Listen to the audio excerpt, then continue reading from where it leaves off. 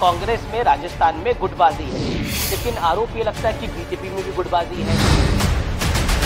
ऐसा आरोप कांग्रेस लगाती है, वो यही करेंगे, उनके पास कुछ बोलने को नहीं है, उन्होंने कुछ नहीं किया सिवाय आरोप लगाने। आप सांसद हैं, इंडिया अलायंस पर आपका क्या कहना है? ये सारा जो खिचड़ी है, ये खिचड़ी पता नहीं क्यों पकड़ी है, क्योंकि ये पक के भी इसका कुछ नहीं होगा।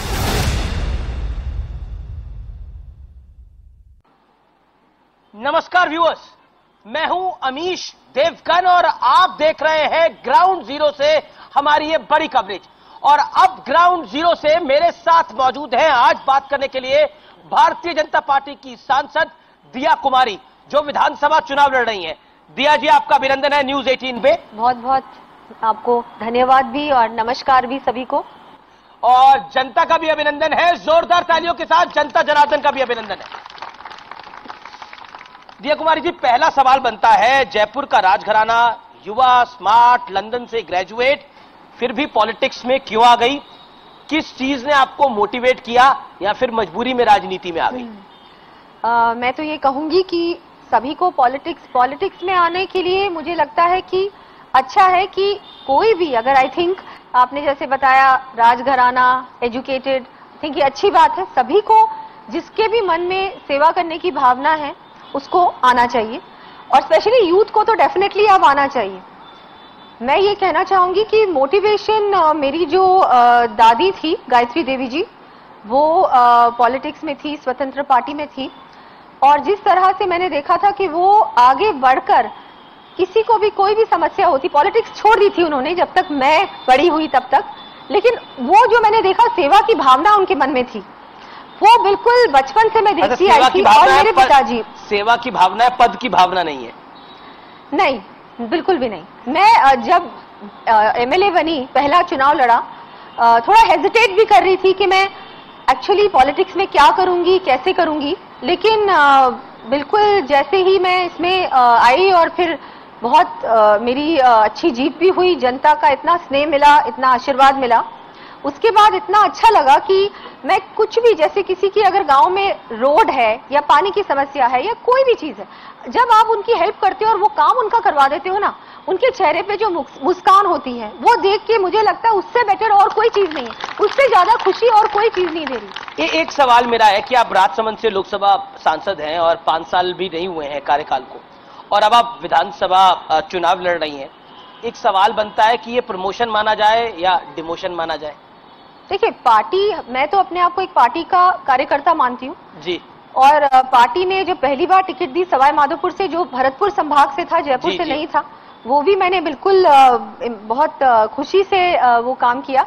उसके बाद मुझे सांसद का चुनाव लड़ाया राजसमंद से, जो जहां 4 जिले लगते हैं और मेवाड़ और मारवाड़ दोनों ही जुड़ा हुआ है उस लोकसभा क्षेत्र से, और 3 संभाग जुड़ते हैं, उदयपुर, अजमेर और जोधपुर। तो वहां भी मैं नई थी, उससे पहले मैं वहां कभी नहीं गई थी, लेकिन आप देखिए कैसी पार्टी है भारतीय जनता पार्टी, और आज मुझे जयपुर से प्रत्याशी बनाया। तो मैं तो कहूंगी भारतीय जनता पार्टी का मैं तो एक कार्यकर्ता हूं, और पार्टी इतनी मजबूत है, हमारी जो कार्यकर्ता की टीम है ना, वो इतनी मजबूत है कि आप किसी भी कार्यकर्ता को कहीं से भी चुनाव लड़ा दीजिए, वो चुनाव जीतेगा। लेकिन 41 सीटों में जो पहली 41 सीटें आई, उसमें आपकी सीट का निर्णय हुआ। इसको एक कैटेगरी की सीट माना जाता है, बहुत स्ट्रांग सीट, स्ट्रांग होल्ड है बीजेपी का।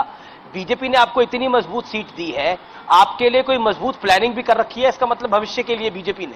देखिए, मैं ये नहीं जानती क्या प्लानिंग है क्या नहीं, लेकिन बहुत अच्छी सीट है। आज तो भारतीय जनता पार्टी के लिए सभी सीटें, 200 की 200 सीटें मजबूत सीट्स हैं। ये कांग्रेस को सोचना पड़ेगा उनके लिए सेफ सीट्स कौन सी है। अच्छा, आप कह रही है कांग्रेस को सोचना पड़ेगा कि उनके लिए सेफ सीट कौन सी है? अच्छा, मतलब आप कह रही हैं कि बीजेपी के लिए 200 की 200 सेफ है, कांग्रेस के लिए एक भी सेफ नहीं है। लेकिन अशोक गहलोत जी तो मिशन 2030 पे काम कर रहे हैं, उन्हें तो उम्मीद है कि 2023 में भी वही आएंगे और फिर 2028 में भी वही आएंगे और फिर वो तब मुख्यमंत्री बनेंगे। बताइए, आप लोग अभी की प्लानिंग कर रहे हैं, वो 2030 की प्लानिंग कर रहे हैं। उन्होंने, देखिए, उनके पास यही बातें हैं, उन्होंने घोषणाएं की हैं पिछले 6 महीने में, जिसमें से एक भी उनकी घोषणा अमल होने वाली नहीं है, ग्राउंड पे उतरने वाली नहीं है। दूसरा, 2030 तो बहुत दूर की बात है।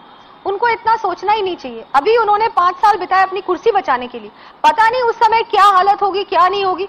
मैं आपको बताना चाहूंगी इस बार भारतीय जनता पार्टी की सरकार आएगी और रहेगी 2030 तक भी और आगे भी। हमारी उनकी कुर्सी तो बीजेपी हिलाना चाहती थी, अमित शाह हिलाना चाहते थे, नरेंद्र मोदी हिलाना चाहते थे, सचिन पायलट को आप अपने खेमे में लेना चाहते थे। वो तो बार बार बेचारे यही कहते रहे कि देखिए मैंने बचा लिया, मैंने बचा लिया।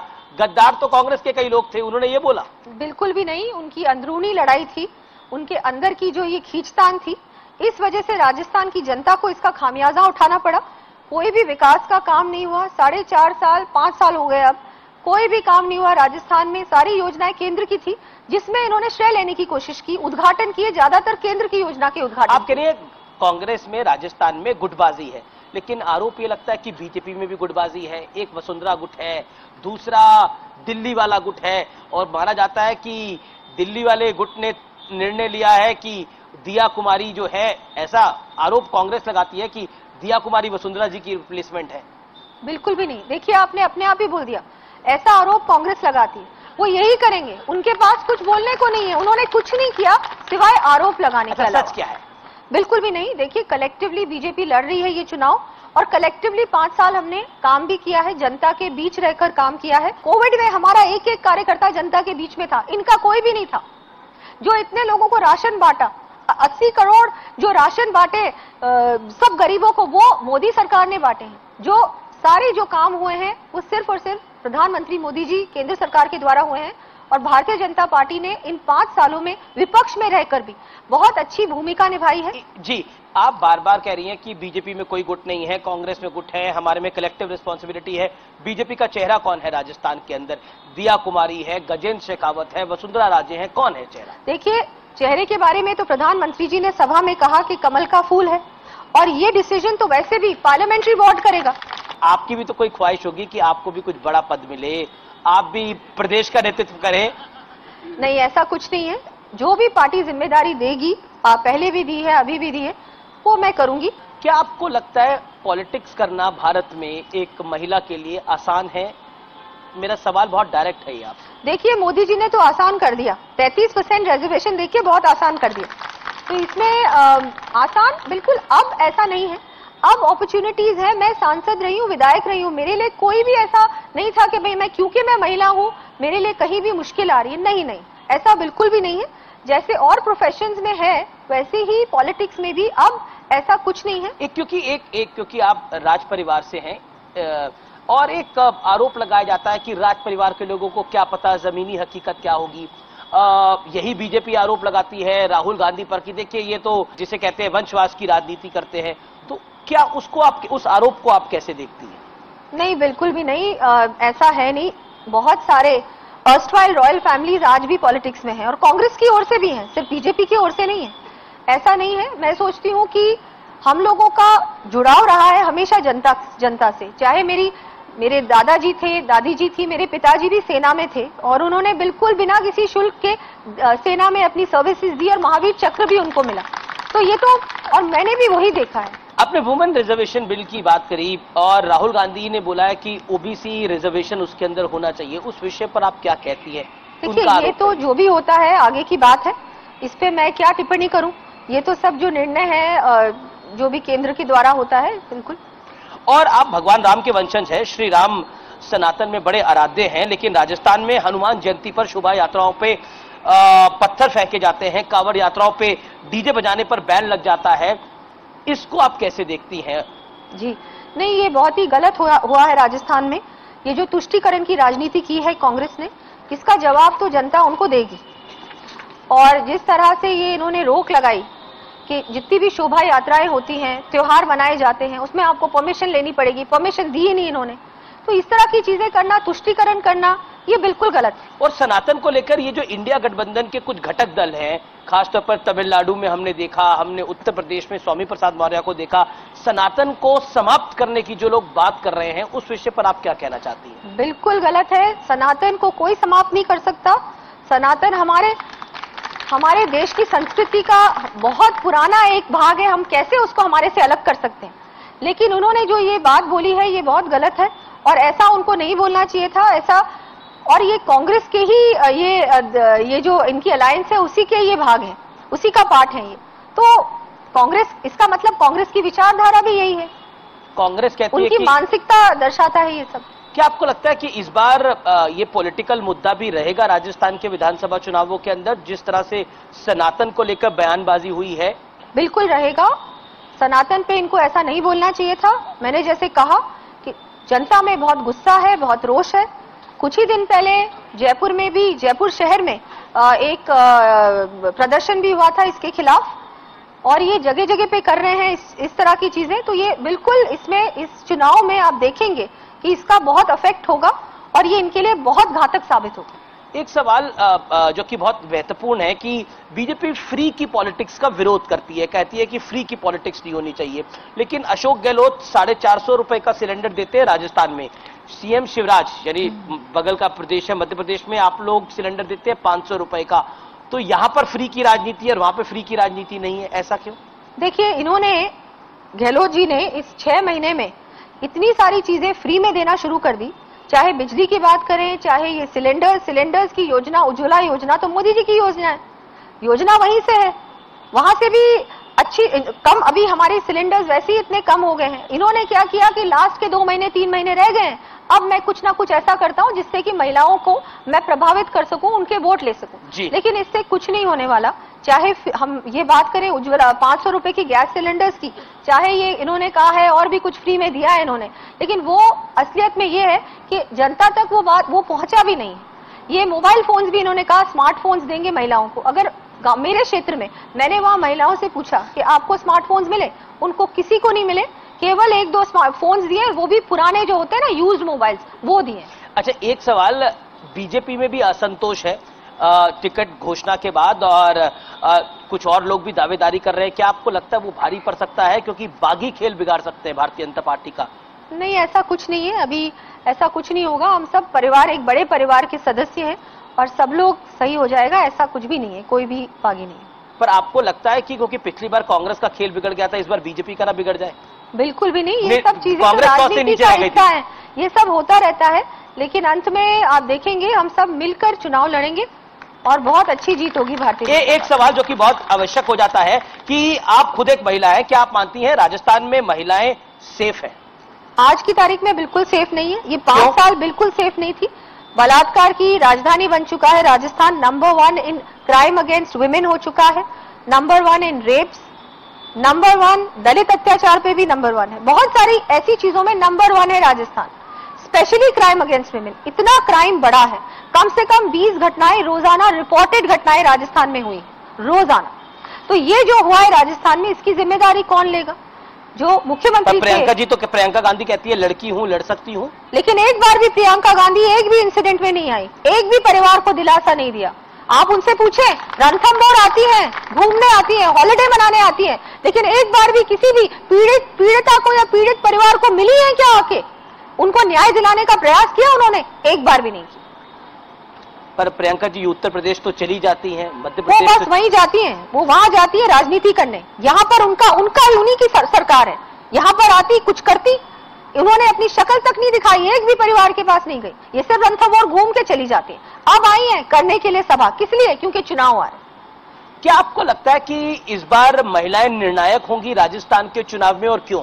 देखिए, जिस तरह से मोदी जी ने हम सभी महिलाओं पे इतना बड़ा आशीर्वाद दिया है, इसके बाद सभी महिलाएं बहुत जागरूक भी हो गई हैं, बहुत उत्साहित भी हैं, और सभी लोग भरपूर वोटिंग करेंगे। मैं जहां जा रही हूं, महिलाओं में जितना उत्साह है मैंने इससे पहले कभी नहीं देखा। जी, कुछ सवाल ले लेते हैं, 2-3 सवाल ले लेते हैं।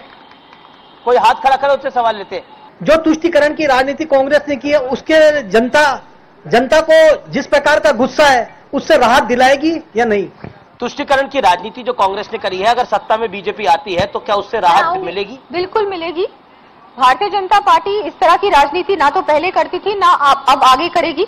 और देखिए, आप मोदी जी की योजनाएं भी हर व्यक्ति को मिली है। लेकिन आपकी पार्टी पे आरोप लगता है कि आप हिंदुओं का तुष्टीकरण करते हैं। बिल्कुल भी नहीं, ऐसा नहीं हुआ है, पहले भी नहीं हुआ था जब हमारी पार्टी सत्ता में थी, और आगे भी नहीं होगा। सबको एक साथ लेके चलेंगे। मोदी जी खुद ही कहते हैं सबका साथ सबका विकास। जी, एक और सवाल, कोई हाथ जी, सवाल छोटा सवाल रखिएगा।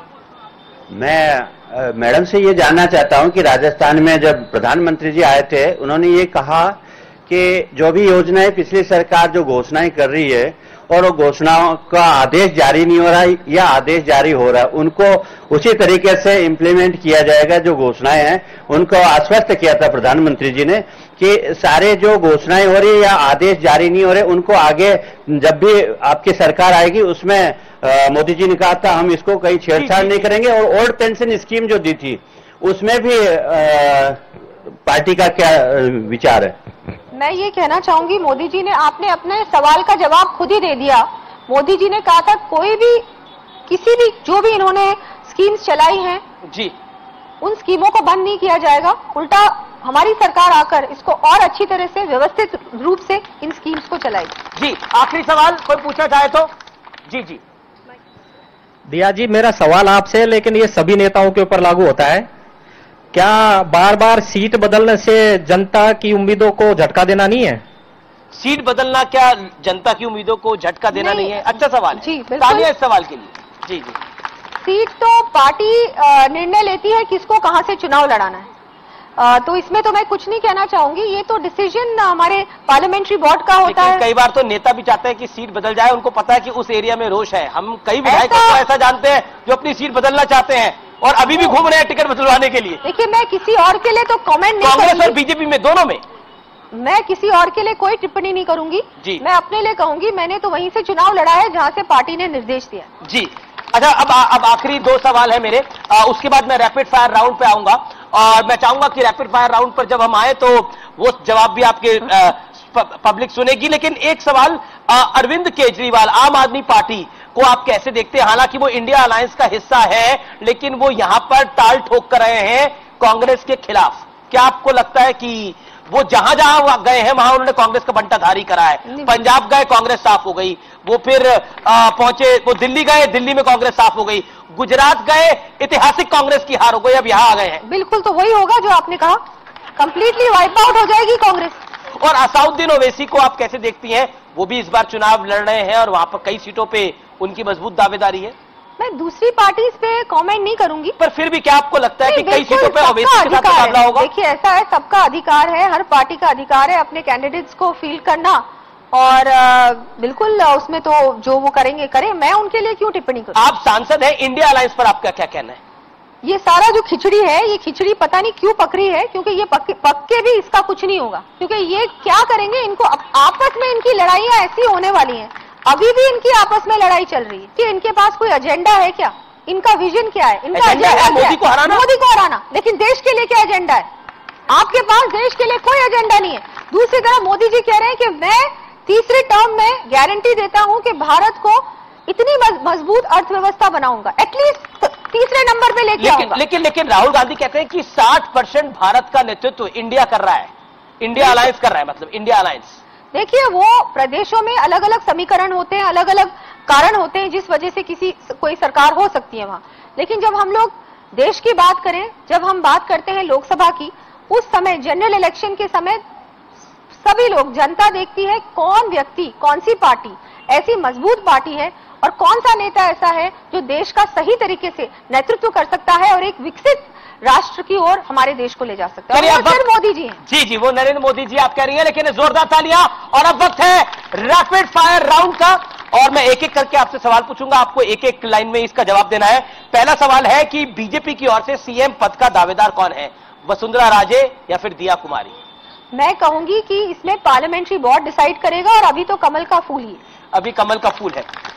राजस्थान के लिए बेहतर मुख्यमंत्री कौन हो सकता है, अशोक गहलोत जी या सचिन पायलट जी? इन दोनों को बिल्कुल भूल जाना चाहिए, इनकी सरकार नहीं बन रही है, तो ये तो दोनों सवाल ही आपने बिल्कुल पता कि क्या सवाल ही गलत है।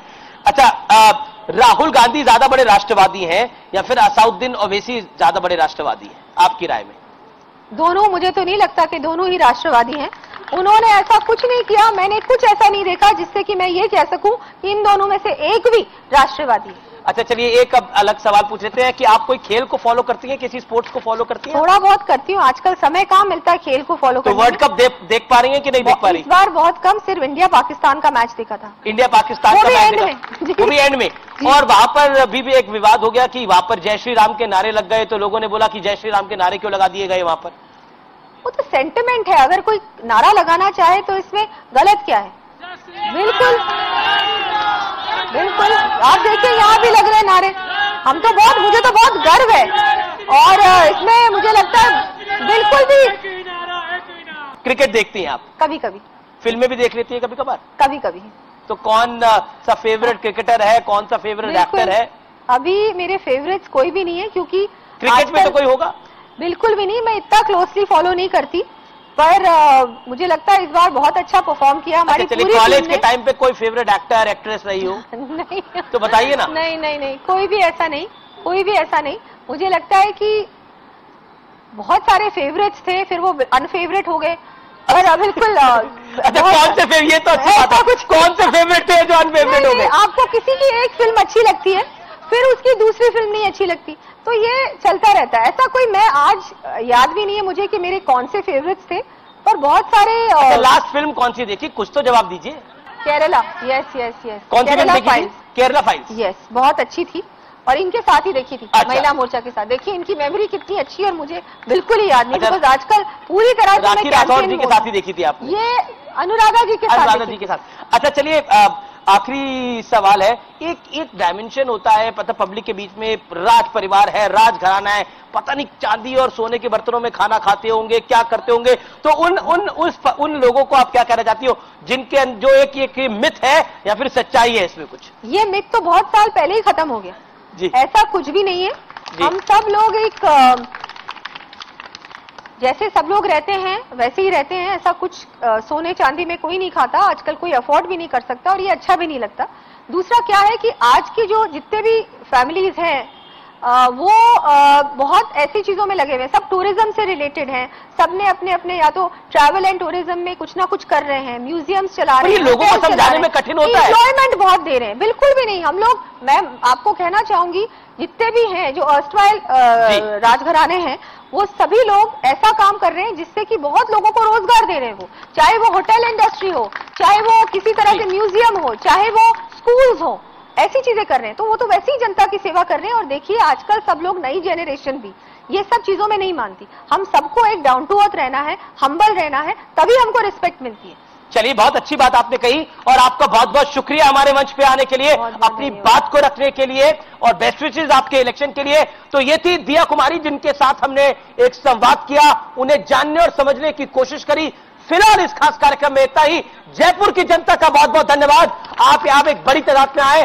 फिलहाल इतना ही, नमस्कार, जय हिंद, वंदे मातरम। कांग्रेस में राजस्थान में गुटबाजी है, लेकिन आरोप ये लगता है कि बीजेपी में भी गुटबाजी है। ऐसा आरोप कांग्रेस लगाती है, वो यही करेंगे, उनके पास कुछ बोलने को नहीं है, उन्होंने कुछ नहीं किया सिवाय आरोप लगाने। आप सांसद हैं, इंडिया अलायंस पर आपका क्या कहना है? ये